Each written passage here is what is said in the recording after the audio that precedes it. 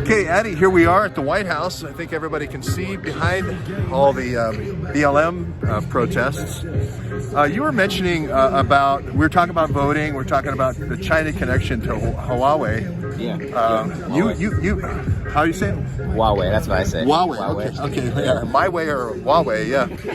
My way or the Huawei, but we're going George's way today. Yeah.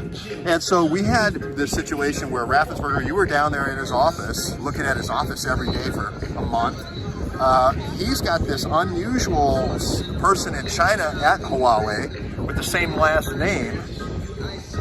Supposedly, there's some evidence of communication going back and forth. That's what Patrick Burns says, that he hasn't said Huawei yet, but I think he's talking about Guangdong. Supposedly a forensic audit done by AT&T and Steve Feinberg at Cerebus Capital, supposedly in the Nashville building there.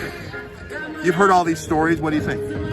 It's apparent that China and its tentacles has crept in and kind of snuck into the base core of all of our institutions very slowly, very insidiously over really the course of the last 40 years. And when we're talking about Kissinger going to China in 73 under Nixon, I believe it was, that's in many ways the start of globalism and the start of exporting our middle class to China and to other countries as well. And also maybe exporting our bioweapons. We have this evidence of terabytes going to a contested area of Pakistan, and the DARPA in Pakistan, 5 different weapons programs. Seems like China is the field testing, at least it was for the coronavirus and the anthrax. So it seems like Kissinger didn't just, he's importing something from China. We'll see what that is in time. Yeah, and in terms of the testing, too, there's no better country than China. When you look at over 1 billion people, they have no qualms about testing on soldiers, on prisoners, especially killing prisoners. Protesters, dissidents, really anyone and everyone. And that's actually where rich Westerners, really worldwide, it's not really a Western thing. If you want to buy an organ, it's probably going to come from a Chinese prisoner. And trafficked to you if you have the money and if you have the connections to buy organs. And we know that Steve Feinberg at Cerebus Capital also owns DynPort.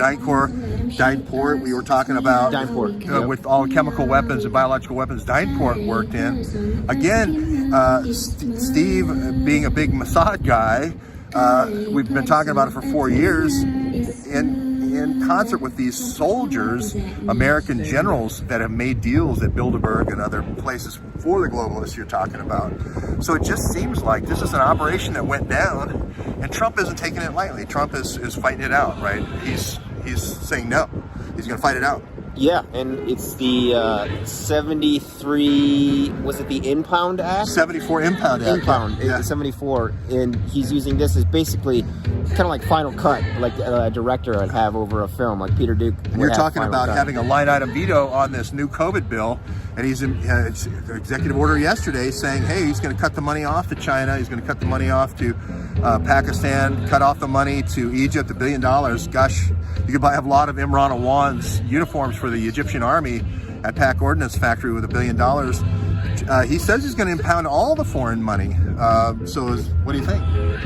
We will see. I really hope he does. We got a kind of a firestorm of tweets from Trump, over the past weekend. Really a morale boost. Speaking truth, really about the FBI, DOJ, and the justice system in general, and the corruption inherent in it. And I don't want to see these almost trillion, really, and when you're talking hundreds of millions, going to foreign nationals, and really not even going to foreign nationals, so going to the governments, a small group of people who control those foreign countries, as opposed to us, the American citizens who actually do need it, especially given the fact we haven't been able to work. Yeah, and we looked at all these joint ventures that Imran Awan had. Satellite technology, surveillance technology, big data technology, drug technology, terabytes, and potentially for this bioweapons program, for the coronavirus program. Again, China is the corridor. It's the China corridor to Sialkot, where the IP address is mapped to. Again, We just bring you the IP addresses and say this is what's happening, and you make your choice there. But we note in the zone of control there in the Punjab, in the Kashmir, between India and Pakistan, is where we've got. We don't want to get our $1,000 fine here. If I don't know what the fine is, but go ahead and put your mask on. So anyway, Addy, we're gonna leave it right there. What did you call it? Bird in a cage, or I sing of the bird. Big Bird is bingo fuel. We're out, folks. No, you were talking about I sing in the gilded cage. Oh, I know why the cage bird sings. I know. Oh, Maya Angelou. Maya Angelou. And the mask is our new cage. No free expression, no free speech. I think you might be right about that. I think you might be right. Who knew that Addy Ads read Maya Angelou? So there you go. Stay frosty. All right.